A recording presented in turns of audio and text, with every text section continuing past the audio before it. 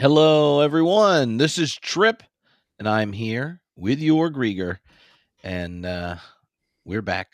Truth in Tough Times. And on this episode, we are going to be talking about burnout, the challenge of burnout for those seeking deep solidarity in the transformation of our world. And we've got to hear answers from a host of different liberation theologians from across the globe.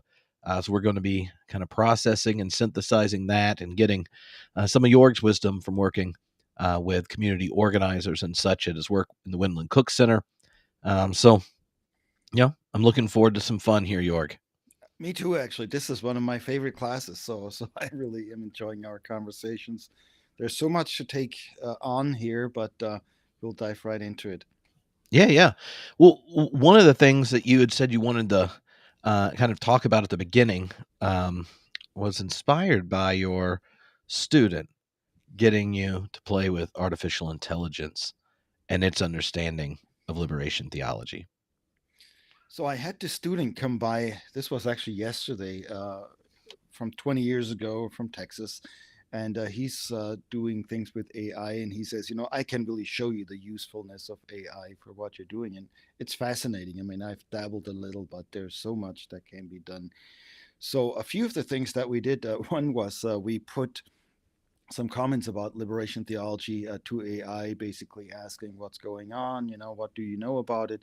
And what really struck me, this is why I wanted to talk about it now, is that you get all the generic answers that probably people have already heard at one place or another. The problem is just that these generic answers are so generic that they make this class almost boring, right? Truth in Tough Times, talking about liberation theology. Tell us something we don't know. So I'll give you just a couple of the stereotypes, which I think are so telling. So one is liberation theology is political, instead of other theology is not. Liberation theology is public, other theology is personal, and so on. That's of course not wrong, but what this answer totally misses is yes, we're political, but the question is, how are we political? What's the politics? Latin American liberation theology did not start, to give you one example, because they thought the church wasn't political enough. It was political in the wrong way. And even the progressive liberal solutions weren't quite doing what they were supposed to be doing. So the problem here was not that liberation theology is finally getting active, but the question is, what's the action, right? So that's one here. The other one, everybody always talks about the preferential option for the poor, which in Latin America, of course, was one of the foundational notions of liberation theology. But if you talk that way, you think, oh, this is a minority interest, right? This is the special interest of some people that don't have a lot of money or that have lost their jobs and so on, rather than understanding this is really the preferential option for those who are not benefiting from the system. And these days, we're beginning to realize, I mean, they knew this in Latin America in the 70s, but in the US, we haven't figured that out quite yet. Uh, we're really talking about the majority of us, those who have to work for a living. This is why we've been doing a bit of class analysis. If you're middle class, one thing you need to realize is you're not ruling class. You're not running this show. And of course, at this point, if you haven't realized that you're not running this country, that it's the billionaires running this country, well, that's a rude awakening, but that's the awakening we need. So, preferential option here for the poor is not about just a few poor people, some homeless people under the bridge. Those are included, but it is about the majority of us rather than the minority. And then, of course, when there's talk about Latin America, or sorry, liberation theology, the idea is always, oh, this is a Latin American invention that everybody else copied. We've talked about this before, but let me just remind everybody the beauty of liberation theologies is that they all emerged at the same time in different parts of the world, not even copying the term from each other. Liberation theology was a term that was originally coined in Black theology, independently of Latin American theology, where it was also originally coined independently of some white progressive theology. Frederick Herzog here comes to mind, who also wrote a liberation theology without realizing that Cohn and Gutierrez had used that term. And of course, this is not about individual theologians. These our theological movements. So those things are important.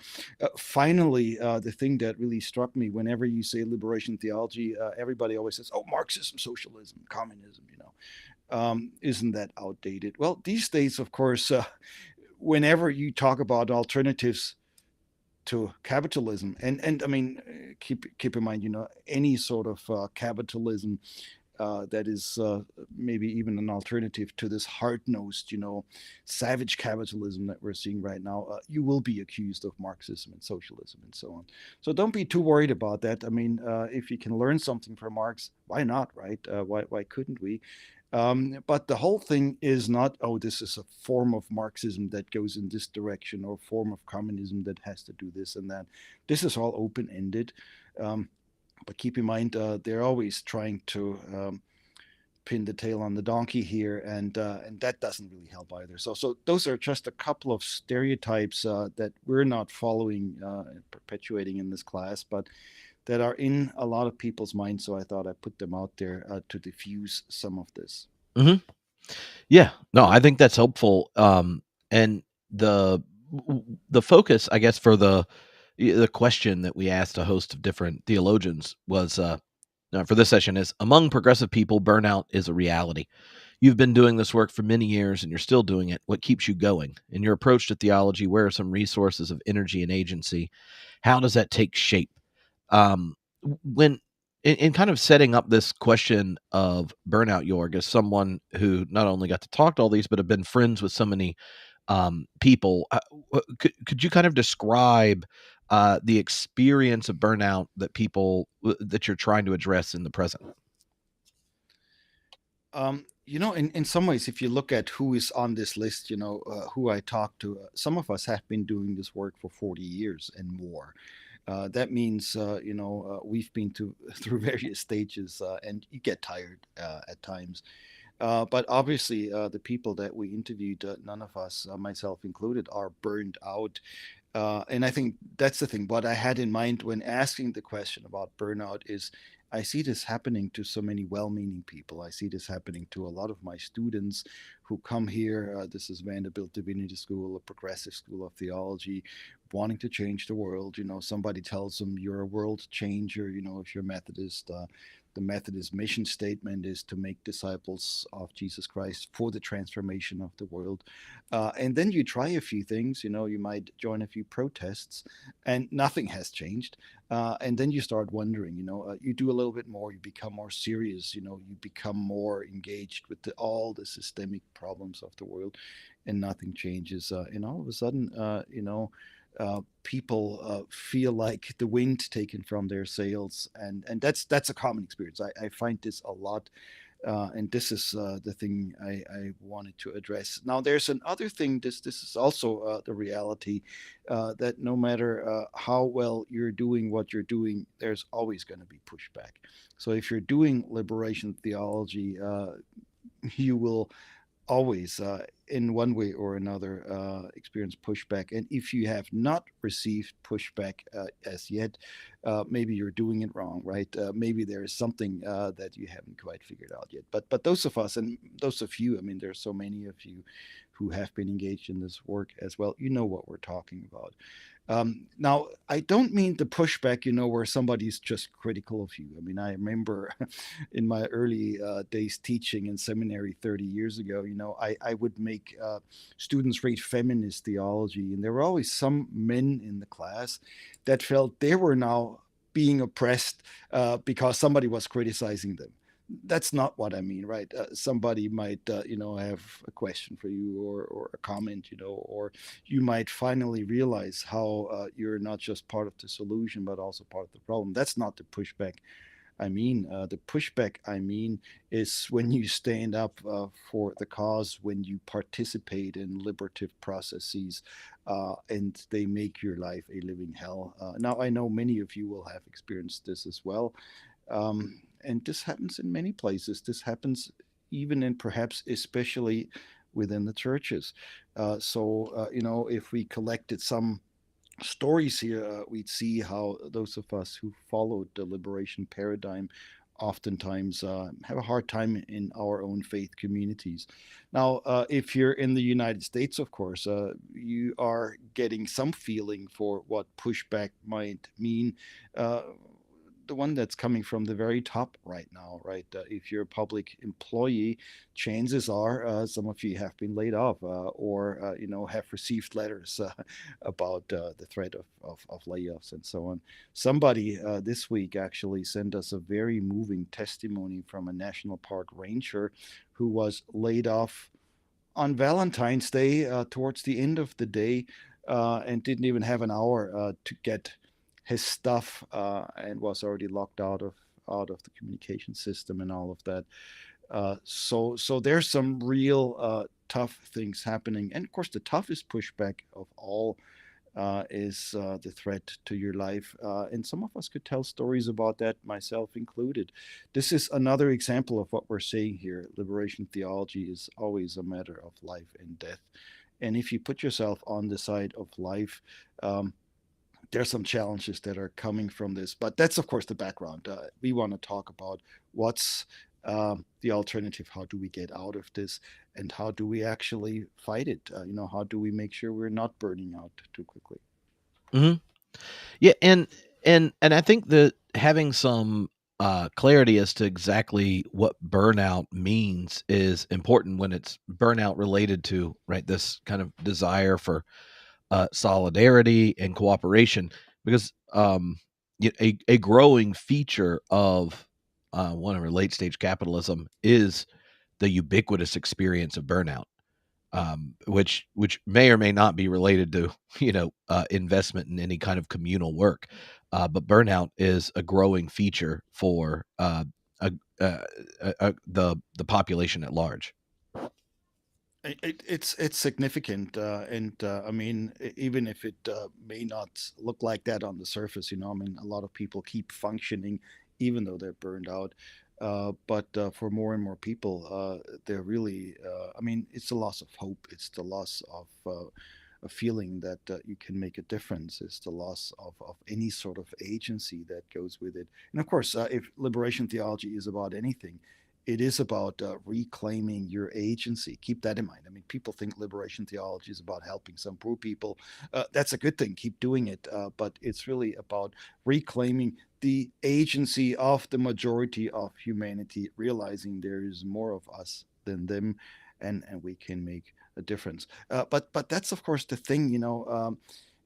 A lot of things that people are doing right now that look like they might be reclaiming their agency are also not working. So we talked about this earlier, this book by Vincent Bevins, If We Burn, the Mass Protest Decade and the Mission Revolution, who basically analyzes the protest movements between 2010 and 2020 around the world, basically saying we've had more protests than ever in the history of humanity, yet they haven't been really successful, and in many cases, what came was worse than was before. So if you've been part of that, and myself too, I have been part of it.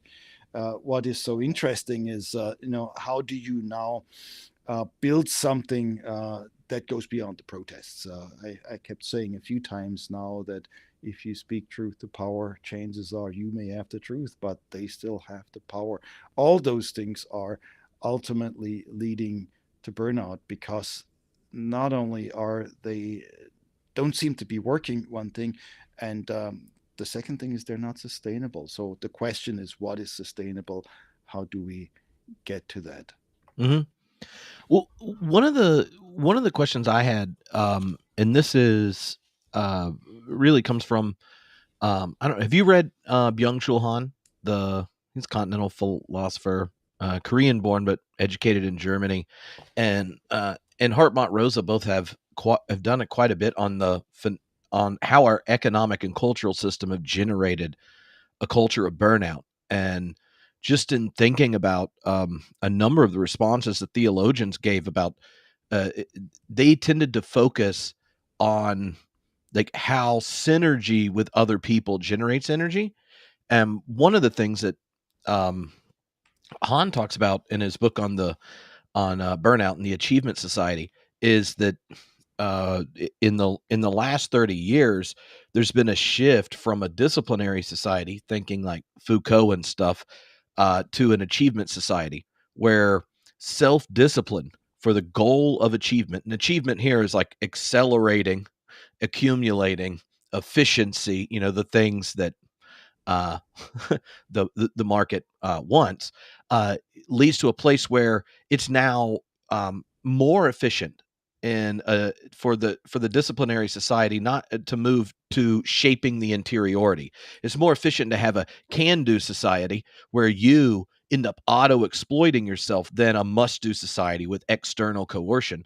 A lot of that power for kind of um, the in making the modern subject internalize um, the drive for efficiency, exploitation, growth, acceleration, these kinds of things comes because of our increasing mediation with technology and the way algorithms structure us. But there are two features of it that I found fascinating when thinking, what are we up against for developing a solidarity that doesn't lead to burnout? First one is he talks about how this shift to an achievement society where you internalize this logic that if I'm not accelerating, if I'm not doing better, then I'm going to be left behind by the system. I'll become a non-person. That it ultimately exploits the freedom of the individual, where the most successful ones are the ones that create a relentless compulsion for achievement, and so we end up passionately burning ourselves out, exploiting ourselves without any external force, because we don't want to become the non-person that's not recognized in a society with that frenetic standstill of like just having to get faster, to stay in place. And that exploitation of freedom is connected to a kind of hyper individualism. And the other element he points out is it generates a different kind of tiredness that creates uh, burnout. That human beings, and he's footnoting a lot of like developmental psych and kind of anthropologists, that tiredness used to be something we did together, and that kind of we tiredness. At the end of the day, you end up worn out for some kind of collective activity. He footnotes from like political action, working for um uh you know vocations, building whatever, like there are all these ways that you work together. And then at the end, what happens to an individual cognitively after a collective we tiredness is actually social bonding. That you've achieved something as a collective, and now your identity that's being refreshed is you within a community, nestled in relations with something that you poured yourself into. In this kind of achievement society, you get an eye tiredness, one that leaves you alone, solitary. I'm exhausted, so I'm going to Netflix and chill. I'm going to numb out, and it ultimately reinforces the drive for you to continue to exploit yourself. You're numbing out in order to gain something to burn again, and that kind of that individualization actually transforms even what we do alone for something that legitimates and sustains that kind of individual logic as opposed to community identity. And one of the side effects for it that he names is how it actually depoliticizes the individual, because the individual becomes politically indifferent to collective action and is focusing on self-optimization, because the very space in which you regather yourself isn't in a shared social collective narrative, but the individual who's recouping to then go burn again. um, and and I just see it was really helpful, like returning to that book after listening to these and thinking about this conversation, because so often I don't I don't think we observe just how uh, that kind of achievement society logic can get internalized even into movements of solidarity, so that we're undermining the possibilities just on the terms of performance. Well, this is really fascinating, Trip. Thanks for taking us through this, and I think it really describes well how people are burning out in the neoliberal economy at this point, and being burned out. But now think about how social justice types usually come in, right? They then put a layer on top of this and say, you must do this. So on the one hand, you're already burned out, you're very tired, and then somebody comes and says, well, you should do something more, we must do more, that sort of slogan stuff. And then it's even worse. You might sort of drag yourself out of your chair, out of your from your sofa, do something, but you're not going to get very far because you're already worn out and tired, and you can't quite perform the way you would like to. And then you get the blame. Oh, you're the oppressor. It's your fault. You're the one who doesn't make it happen. So this whole performance question then gets even worse. You're under constant pressure at work to perform, and now come the social justice types that also want you to perform, that also have their own metrics, and then you do whatever gets done. And it's great that you have some success, but usually it's not that much, and you can really see how that leads to misery. Income, of course, the solutions.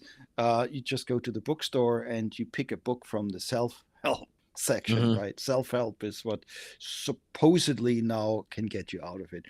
All this talk about self-care here, of course we need to take care of ourselves, is not necessarily helping, because a lot of it is geared to make you even more productive, to make you even more exploitable in this system. So just to put you back together again, so that you can get back into the everyday war, and that's not helpful either. So as we look for solutions, I think we have to dig a little bit deeper here. Mm-hmm. And so when you think of the kind of work y'all are doing at Woodland Cook with the solidarity circles and the different organizations that y'all are a part of, how how does uh, how does solidarity and seeking after solidarity become a way of avoiding burnout? Maybe as opposed to something like advocacy or like other ways of responding to the same challenges. So this is something we've talked about before, but let me go back to this advocacy versus solidarity thing. People who are getting tired of charity oftentimes say, well, the solution to charity is advocacy.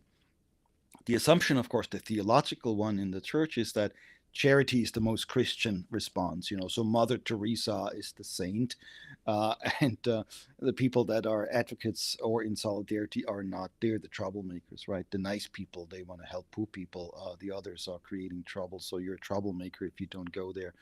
So definitely, if you go beyond charity, advocacy is the stronger response, and you could argue that's actually a much more Christian response. If you think about Jesus's responses to what's going on, if you think about Mary's response that we've quoted a few times, but think of the Apostle Paul. I mean, he's a critic of the dominant system in a way that's surprising, because we forgot about this for decades. Paul, in fact, is a radical too. So there's some real speaking out against the dominant system.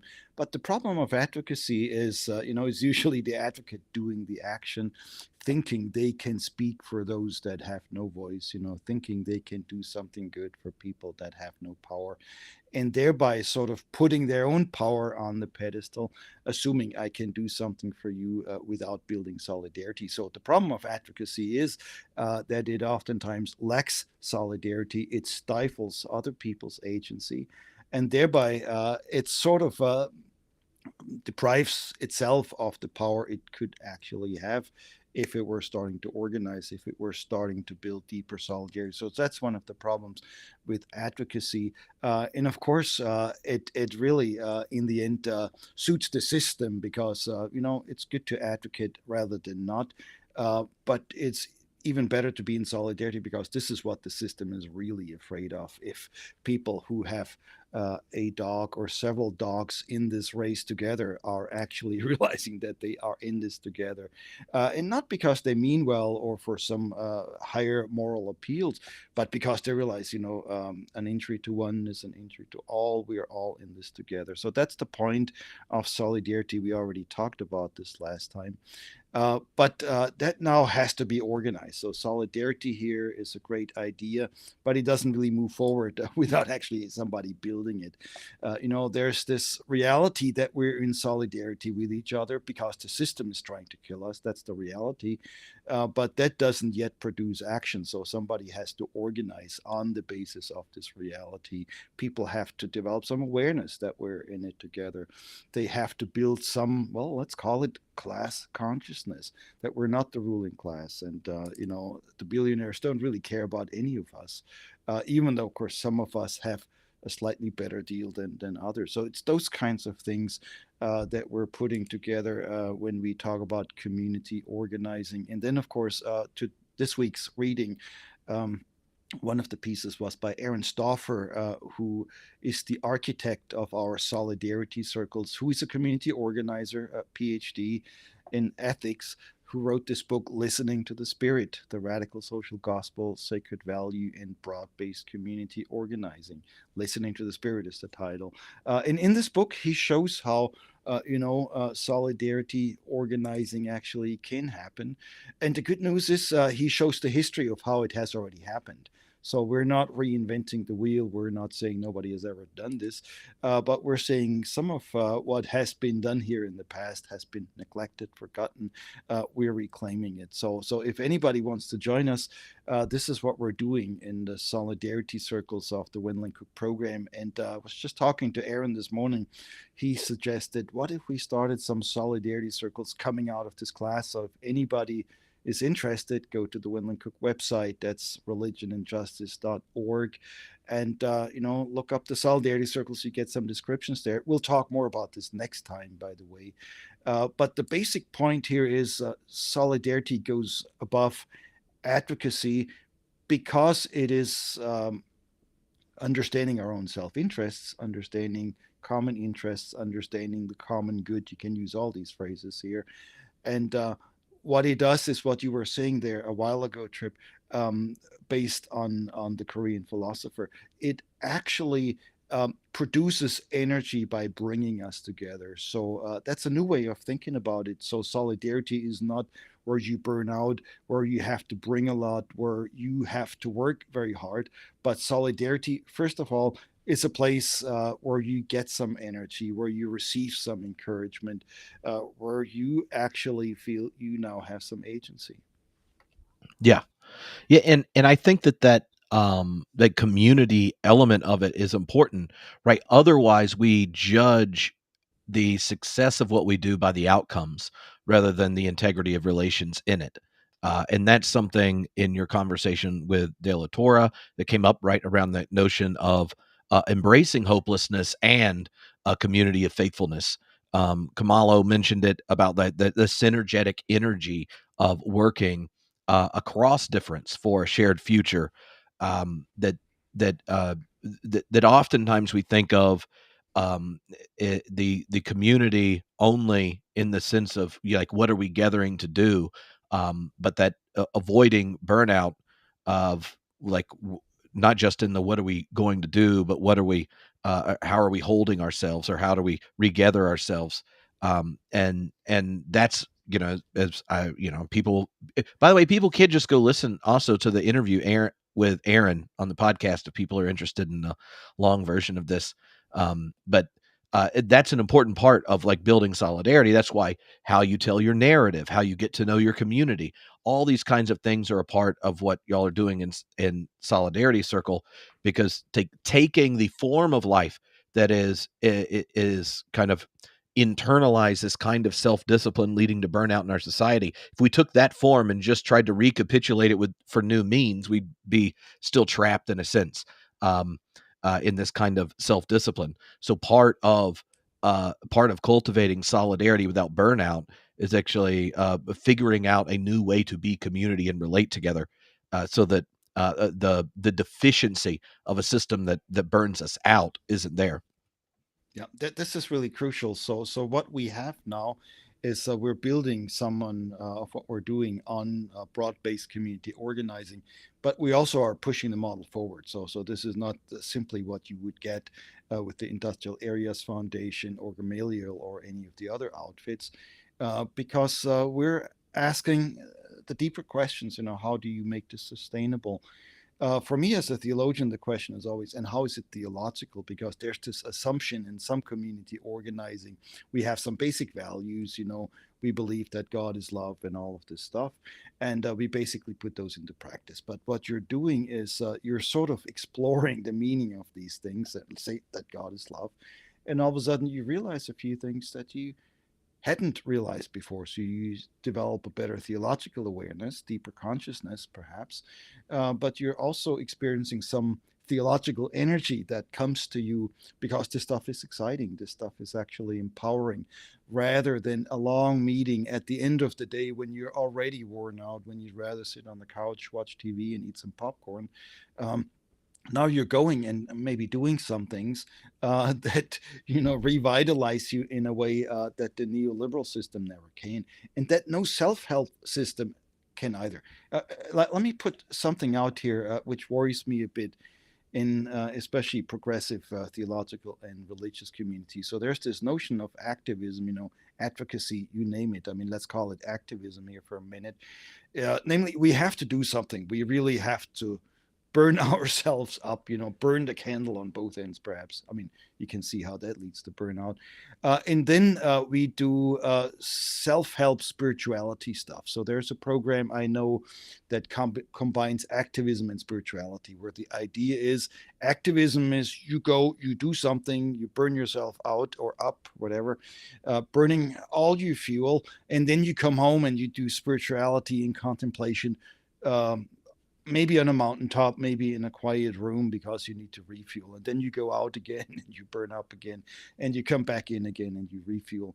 The real problem with this is that it still doesn't understand how the actual agency, the engagement, the community here, the organizing itself can be life giving and energy producing. So if you want to avoid burnout, always burning out until almost you're done and then trying to refuel via self care and self help.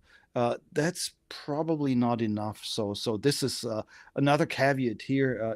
Even the ways we have often done it to say, well, now we need a retreat again because we're so tired. That might not do it unless you realize there's some reward, some real power in the work itself. Miguel de la Torre's notion of hopelessness, I think, is important here because what he also does is he reminds us of the problem of easy hope, sort of naive ideas that things will be okay, sort of the power of positive thinking. Just think happy thoughts and good things will come to you. That does not work. And if you've tried it, maybe you got lucky for a while, but this is not how anybody can live their whole lives, and it's certainly not how communities can live their lives. And if you ever had any doubts, I tell you, in the current situation, that is not an option, and it may never come back. Mm-hmm. One of the other things about that kind of the bifurcation of action and contemplation is that uh, if you if you I can't who did this survey recently. Anyway, it was a it was one of these kind of like time use surveys. So it's comparing self report versus tracked reports on people, and so activists were regularly people who over-reported their kind of spiritual, contemplative prayer or any personal piety action. They over-report that and under-report the volume of time they actually spend on a phone by themselves. Um, and and why I think it's worth noting that is that we often will talk about, oh, I'm just trying to zone out or I'm just trying to recharge. And we act as if we're doing it in isolation, when in fact our attention is being held, monetized, and surveilled to make a system that we're trying to resist more efficient at exploiting our deepest desires and biological instincts and things like that. Right. And so, oftentimes, the way one in our context recharges is that kind of eye tiredness, and even that time has been in a sense colonialized by our the kind of like data driven form of colonialism. So while you're sitting there swiping or watching or whatever, it's learning how to make you feel deficient and market to you. To learn, what are your opinions that you hold in the most intense ways that we can show you your enemy in their most exaggerated ways to legitimate judgment and sweeping dismissal. It's learning all those things, and so being aware that there are consequences to how one recharges is helpful. Thanks for that. I mean, this is, of course, the thing here, right? This colonialism that you're talking about. So, this is not a law of nature. This is not just happening because, when you work hard, you're tired. This is a way of colonizing people's agency in such a way that it never gets anywhere. I know you've done some of this work thinking about digital colonialism, and I think this is really crucial too because everything is at stake here. I mean, right? Our cell phones are colonizing us. Social media are colonizing us. Religion is colonizing us, and what we want to avoid is that now activism. Or liberation efforts are also colonizing us because that's what I'm worried about. Not just that people get tired, but that these things, in a way, get used cynically so that they make people even more tired. And then in the end, even the protest march turns into its opposite, where the dominant system then wins. And in the end, you've worked hard, you've worn yourself out, you meant well. And nothing comes of it. This is what we have to face now. So just to say we need a little more liberation will not do it. We have to go to the bottom of that. For that trip, I'm wondering if we have that paradigm that we used in the beginning there between conservative, liberal, and Yeah, the yeah. liberation models. There Because you I go. think if you sort of go down through that list, I mean take the third one up from the bottom, the love one. In a conservative model, compliance here means, you love the leader, you love the patriarch, women are supposed to sacrifice themselves for men, children are supposed to be compliant with their parents, as a member of a faith community. Love means, you love your community so much that you keep quiet, you follow along. I mean, obviously, that's not what we mean.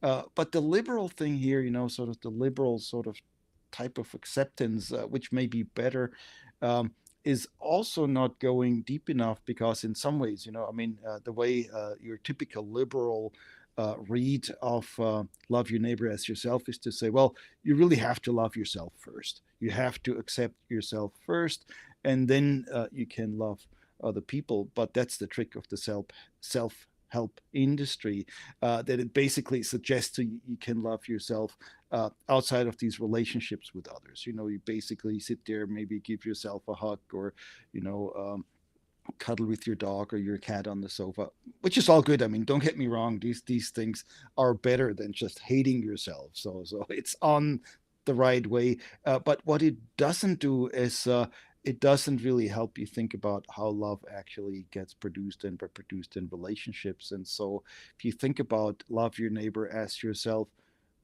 not either as a moral commandment, you got to love more, and that will certainly burn you out, or as sort of the liberal thing, well, love yourself first. Well, that's hard to do too. Some of us have trouble loving ourselves for all kinds of reasons. But now the third one, the liberationist reading, is to say, understand that your neighbor is a part of you. Understand that you're welded together in this. So solidarity here is not the moral command, you must be in solidarity, try real hard, but to say, realize how you're already connected. And I'm not talking about the metaphysical stuff, we're all human. I'm just talking about we're welded together by a system that's trying to colonize us all. In that sense, we're building this relationship. Very aware of how relationships shape up in the world, but we're making the best of it. And so, out of that, then comes an energy that doesn't come out of the moralizing part. You must love your neighbor, and it also doesn't come out of just accepting yourself all the time because it's a cold day here in Nashville.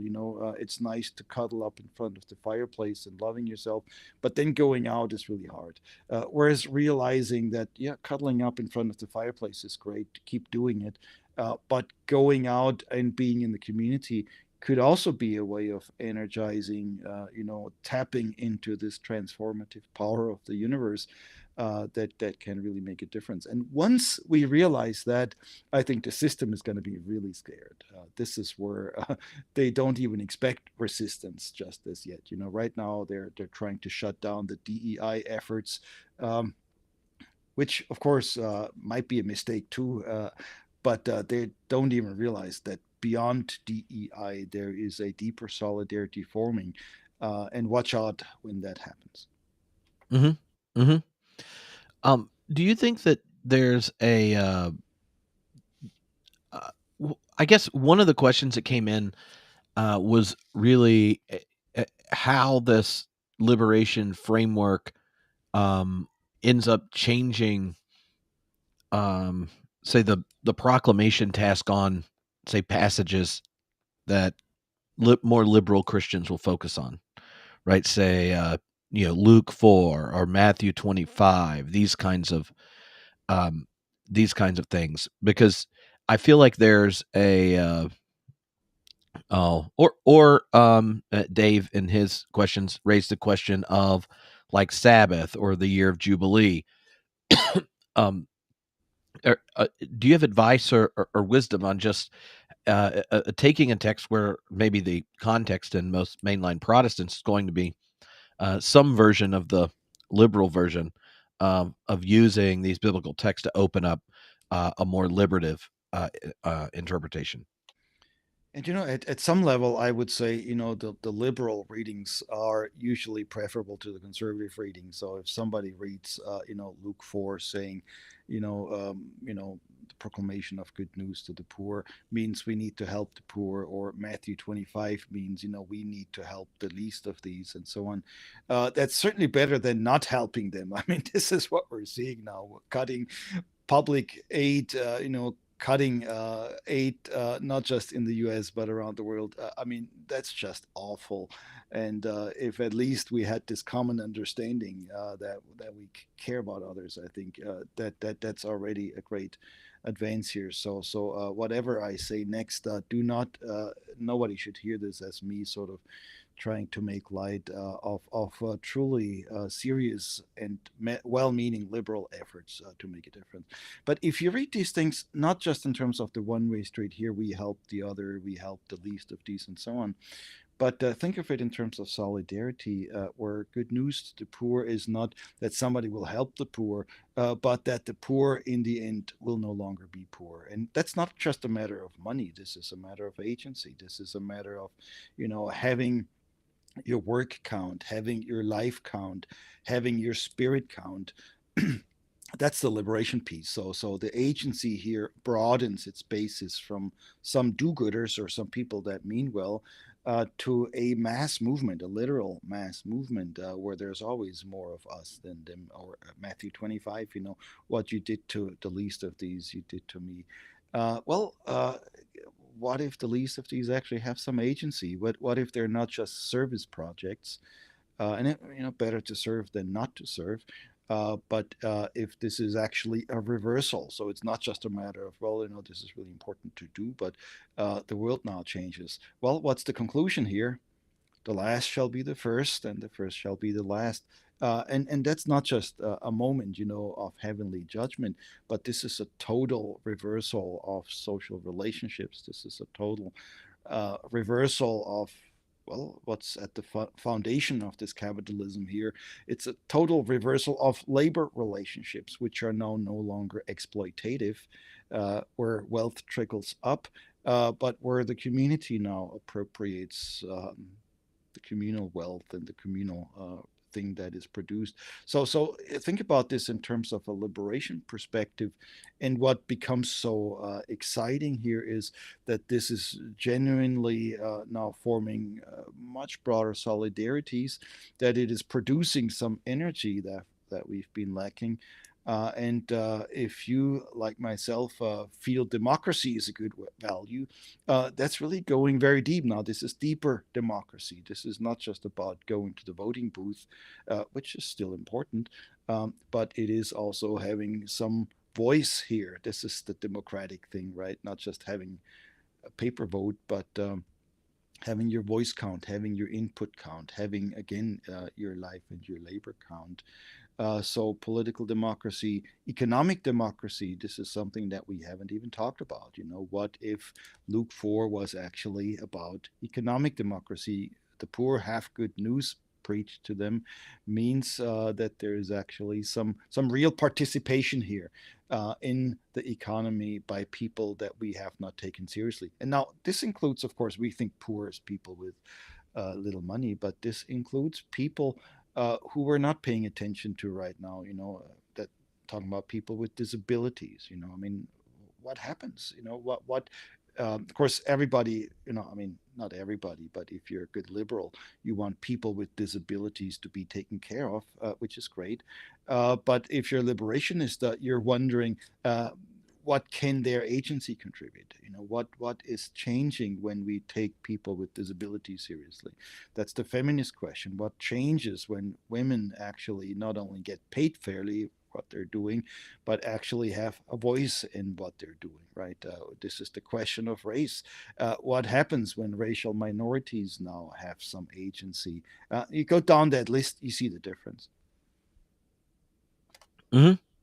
Yeah. One of the we had a couple of questions that were kind of related to different groups working together. Kim was talking about the work of the Industrial Areas Foundation and the kind of presumption it makes on a functioning democracy in the way it structures and organizes its work. Um, and there were a couple other questions about different like community groups, and so I wonder how you would describe the shifts that are taking place for people uh, that are that have these networks of relationships, but now they assumptions you could make about the responsiveness, right, of the government to its citizens are increasingly diminishing fast. How does that change the way you understand the task? So I guess that could be taken as a question of the value of broad-based community organizing, which I think is extremely valuable. So this is not a critique of it. Our question is more, how can we deepen it? So if you're a broad-based community organizer, you've probably been taught that you should not talk too much about religion or values because religion and values are divisive, right? This is something that might not bring people together. Um, from a liberation theology perspective, it's a different question. For us, the question is more like, how do you bring your value? How do you bring your faith into the struggle in such a way, not only that it helps you fight, but also that it puts you in touch with your faith at deeper levels so that your faith keeps growing. Not only is it a matter of do you have values, do you use them, but how are they developed in the struggle. So imagine you're a church person now that is part of some community organizing project. You come with your church theology, which says Jesus loves everybody. Hey, that's a great way to start. But soon you get into the struggle, you realize Jesus's love is not a one size fits all thing, right? Jesus actually, in some ways, he embraces the poor, he finds the lost sheep, but then he pushes back hard against the dominant voices. Matthew 23 pushes back hard against the Pharisees. Important stuff to recognize. Uh, but that's also a form of love. This is where all of a sudden your whole notion of love deepens. Some of the shallow stuff goes out the window, which is just as well. But now community organizing becomes something that goes to the core of your existence and to the core of your community. So it's not just let's do something, but let's grow together. And of course, the point here is not that everybody has to have the same theological definition, but you could have somebody coming from a totally different either Christian or other than Christian tradition, who's going through the same process and having some real experiences there. Now, what that means in the current situation is not only are you working more holistically and you're going deeper, but you're developing some resiliency that is oftentimes missing in these community organizing efforts that are basically task oriented. let's do this. Here's one thing we should do. There's something else we should do. And then it becomes just one task after another. One time you fill the potholes in your street, the next time you're advocating for basketball courts and all of this. All good things, right? But it just never ends. Whereas, the deeper solidarity approach, and of course, the deep solidarity approach that we're advocating here, ultimately says all these issues are important. We're addressing them, but we're always going back to the roots. So even I mean, let's use one more example from community organizing. Door knocking. You're going around in the community. You're asking, "What's your issue? What can we address?" And somebody tells you, "We need to fill in the potholes in the street." Well, there you go. You go and do it. But now the question is not only what motivates you, but also what are the problems? What are we up against? Right? What are the deeper root causes? So now everything goes deeper. That creates not only a more successful approach, but it creates the kind of resilience that I'm afraid we don't have in a situation like the current one that's so totally uh, discouraging and so hard for so many people to see that what they've worked on for decades is now being destroyed in a matter of weeks or months. Hmm. Hmm. Um, one of the other questions we got sent in that makes sense here is how you understand the difference between a kind of deconstructive and constructive theology, especially as a liberation theologian. So I think there's this misunderstanding that you have either one or the other. I mean, if you really want to do constructive work, you have to do some deconstruction all along. I think this is really crucial. So simply trying to build on some notion. I mean, take the example of love that we're just looking at. I mean, there were a couple of other examples on that slide. Take the example of grace or so on. You really have to do this deconstructive thing where you ask the question. I mean, take grace here, right? Um, in a liberal notion, grace is a mountaintop thing. This is something that you find in community, maybe on a Sunday morning or on a nice retreat somewhere, or when you're at the beach. Um, and you can say, well, we can always build on that. But maybe not if this grace sort of takes us out of the struggle, sort of back into the self-help section of the bookstore, or into it's just your own private sphere. It might be misdirected. So you need a deconstruction here, even of the notion of grace. Of course, the conservative one, where grace is exception, that one, I think, for a lot of liberal and progressive people, has become questionable. But yeah, I mean, this narrow idea of, oh, grace is just for a couple of elect people, special people, right? Um, you could go back into fascism, right, or Nietzsche for that matter, the Übermensch, the overhuman, the above whatever is above humanity. Uh, those things have to be deconstructed if you want to come to a more constructive notion of grace. But here, the liberation one, if you look at this at the graphic, is actually talking about grace under pressure. Now that seems a little tedious, right? Why would grace be so important under pressure? Well, I think this is where it shows what it really can do. That grace makes you feel good on the mountaintop is not a surprise, but that grace shapes up in the midst of the struggle. That's the revelation. That's sort of the real experience of God and the new relationship that emerges. But you only get through that. I think you only get to that by doing some deconstruction of sort of feel good ideas of grace, of exclusive ideas of grace. So in this sense, deconstruction and construction are not separate. I think one thing in that question I heard was that somehow liberation theologies are mostly deconstructive. No, I think the goal is really construction here. But what the liberation theologians are also saying, there is no easy way to freedom. There is no easy way, sort of, to heaven, where you just look up and you see the sun. You really have to work. There was an old I think that's an old Roman notion. Maybe we can use the empire against itself.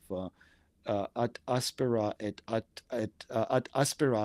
astra, it was in the Latin. That means through the rough things, through the difficulties to the stars. So there's no shortcut. There's no constructive work without doing the deconstructive homework. Some of that might be painful, but it's also liberative and ultimately gets you in a better place. Yeah. Yeah. I do you remember it was when I was at Claremont, the event that was like the process and liberation theology event. Oh man, I can't remember who all was there. Um, I but distinctly remember that, yeah, and that was initiated by some of our Latin American friends. Jung Mo Sung was mhm. there It was from right after Brazil. y'all published The Spirit of Empire. That's right, yeah. So that was published in 2009. This was co-authored by Jung Mo Sung, Brazilian liberation theologian, who's actually one of the people we've interviewed. So you can Mm. listen to him. And then Nestor Miguez from Argentina, another very deep liberation theologian. For Nestor's work, you have to be able to read some Spanish, but you can see his work in our book Beyond the Spirit of Empire. And that was sometime in 2009 or maybe 2010, I would think. Yeah, and one of the phrases, it was in my notes, so I can't remember who all said it. That I found really helpful was that, and it was around this that a properly constructed theology, um, a properly constructive Christian theology requires wrestling with the plausibility structures of God and any doctrine and the dignity of creation, and to set either one of those questions aside could lapse into just kind of political or social philosophy, which is perfectly okay, and it's not inherently theological, or it's theology, but it's not one that is organized around the incarnation and covenant making God. One where God's apart from the materiality, where God's self testimony shows up, and and I found that really helpful because it was a contact point for someone like myself that loves philosophy and philosophical theology. It's both that kind of a constructive Christian theology that's not a liberation theology is already abandoning God's self testimony in the history of Israel, in the life of Jesus, in the early church, um, and so you can't address the non believer without addressing the non person at the same time, and both of those are kind of like tasks for constructive theology, and they also kind of hold the other accountable in Yes. in different ways. So this is really crucial because sometimes there has been a distinction made to say, well, North American sort of liberal Enlightenment-based theology is interested in the non-believer, Latin American theology is interested in the non-person. And I know the quote that you just read. This is something that comes straight out of the work that uh, Jung and Miguez and I were doing together to say no, these things belong together. So this is us reclaiming some of the traditions, and of course doing some real theological work along the way. So if you talk about creation or covenant, here's a great example. In this conservative idea of grace as exclusion, covenant means this is only for a couple of elect people, and we know who they are. They're sort of the self-made people that think they have the control of the world. Covenant in the liberation thing is really sort of God initiating a covenant with those people where you'd least expect it. I mean, that's the story of Israel, of course, right? Who would have thought that God would actually initiate a covenant with these folks that were pretty much considered non-people, non-persons?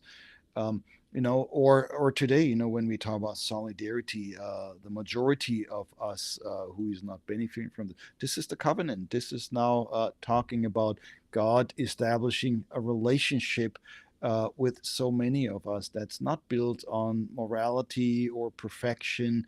No, it is built on God's grace, on the kind of relationship that ultimately then leads to the flourishing of creation.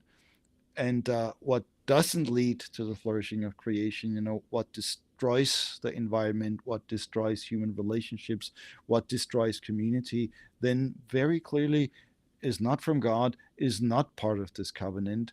And we talked about this before. You have to draw a line. Not anything, not everything goes. This is what the liberals have to learn. They want to be so inclusive.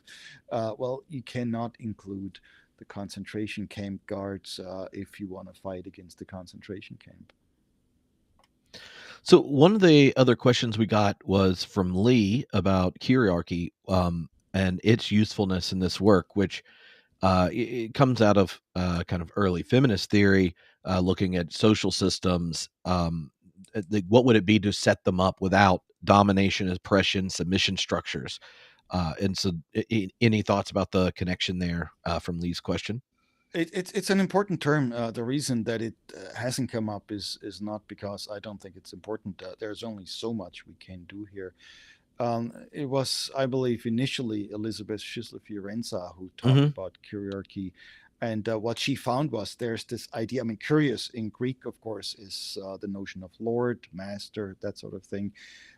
There's sort of a theology that puts this curious at the top and thereby becomes controlling and becomes, of course, part of this colonizing problem that we're talking about. And that's a very important analysis, it seems to me. Uh, the real question for us is who is the curious? And what the feminists, of course, said, not being wrong in this, is the patriarchy. It's males, but as we now know, it's not all males who are equally powerful. I mean, there's some real clear male figures at the top of this current embodiment of the curiarchy, but that has to be analyzed. So here, simply talking about curiarchy in universal generic terms points you in a direction, but it's not sufficient. So in this current moment, I would say anybody who wanted to use this term now would really have to do some analysis. And of course, the analysis then is not simply an analysis of gender. Of course, it has to include race, ethnicity. But where we're pushing here in this course, it has to include a class analysis. And unfortunately, I think this is the one that's mostly missing. That we're not then really analyzing class in such a way that we're producing solidarity. That's the goal. So once you figure out who is the curious, what are we up against, I think you can really be clear about the resistance. Now, in history, of course, curious was the emperor, the Roman emperor, with a Greek word curious here. Um, but that's history, and now we have to ask who's the emperor now. And for somebody to say it's the current president, Trump, that's not wrong, acting like an emperor, and, in some ways claiming that authority. But keep in mind, this is not even about an individual. I mean, this is the mistake I think that some people are making, thinking this is that leadership. Uh, just takes you back to the bigger issue of the Capitolocene that we talked about earlier. It is the Capitolocene that makes Trump possible, not the other way around. And so, if you're really digging into the curiarchy here, you have to do some of this analytical work in terms of how this shapes up in the present. Now, it can be done, but oftentimes I think it doesn't quite get that far. So, thanks for putting that term out there. But that's what we're working on. Yeah, one of the things that comes up there, right, is that um, it is a word like Lord has that double function that you bring up in God versus Caesar. That okay, yeah, we have a Lord. Well, then the question is, what's the content of it? And even if it's the correct answer of sorts, what does it mean for Caesar to be Lord or for Jesus to be Lord? And oftentimes, Christians and the church at large have the same predicament the disciples have in the New Testament, where they know the correct answer. Oh, you're the Christ, Son of the living God, but they don't know what in the world it means because they're like, don't go to Jerusalem, you'll get killed, and this kind of thing.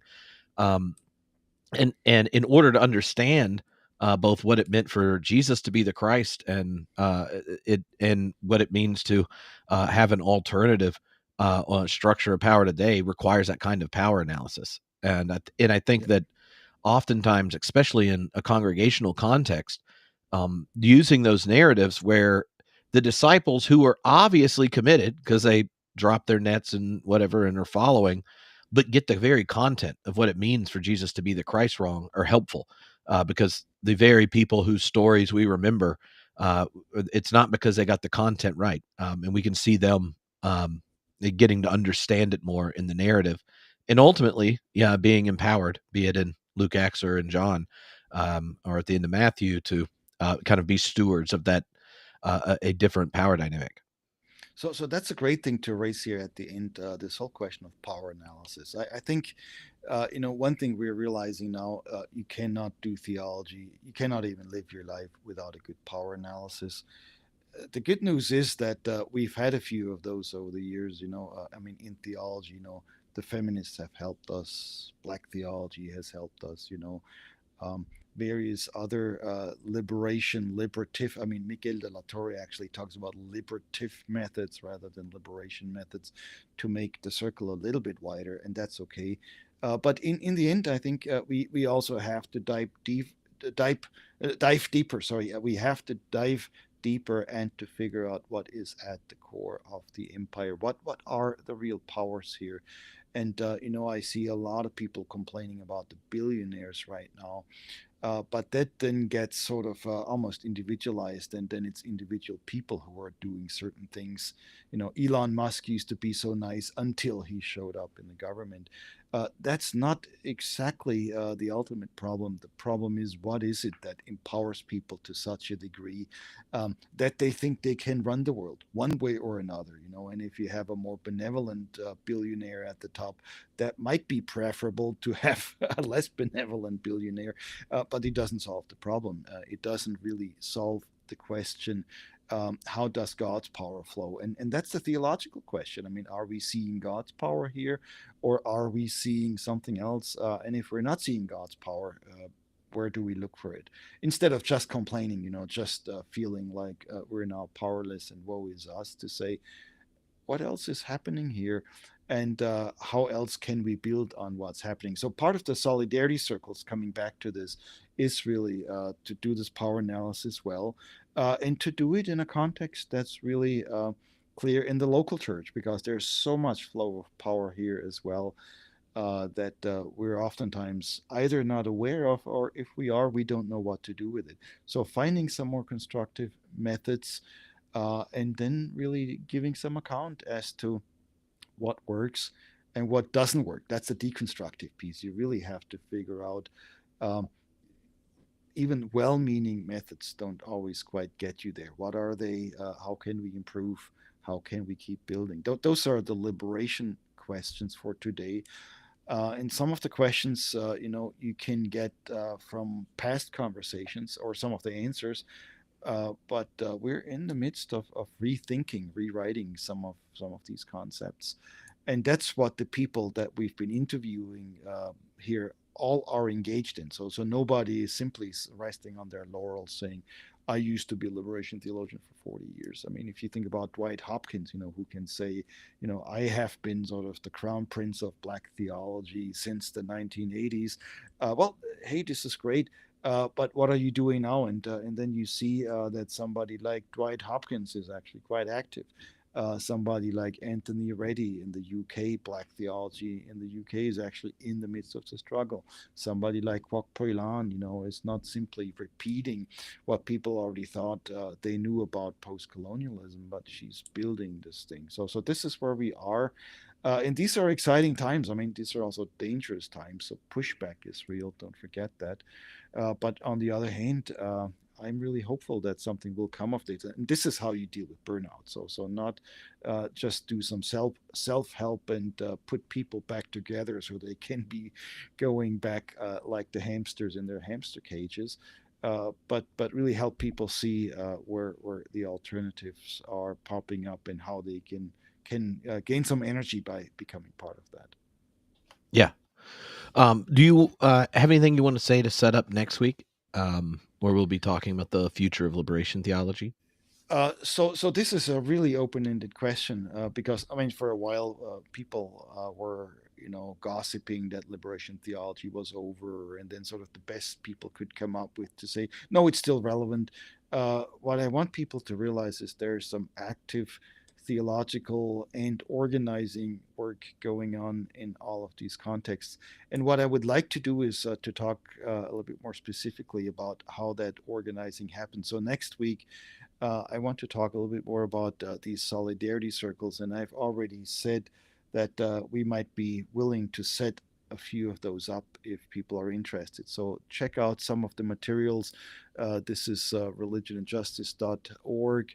Um, for today, actually, I assigned a little piece I wrote on introductory reflections on solidarity circles. So that's sort of part of what we're doing there as well. But we really want to think big, and so maybe to set us up also, if you send us some questions or send them to Tripp, who is always collecting them. What are some of your questions?